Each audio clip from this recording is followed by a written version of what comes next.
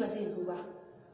Ke ki cuci kansa ki shi ya cuci kansa. In ya gaji da hakan ya fita ya nemi wata, amma ke ba ruwanki.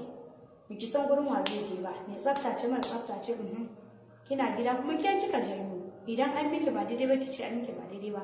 To ke za ki gyara, ki dinga jan mijinki a jiki. Tun baya so zai so.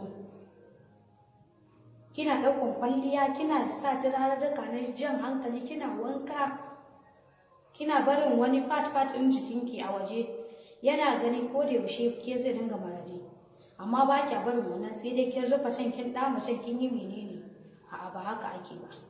Su ma 'yan matan wasu saboda haka ai ba mijinki bane za ki ga sun bar wani fatan a waje, can gefen a waje, can ina ne, can a tamke, can a me, can ya matse, nan yayi menene. To ke ma ki dinga yi a gidanki. Ke da yake mijinki ma duk abin da ke da dama zaki yi. Ki dinga sa kaya wanda ba wai kaya bane normal kaya wanda za a sa a yawo da shi. Kin san kayan da zaki sa, oga in ya gani ya rikice. Kin san kayan da in biki sa ba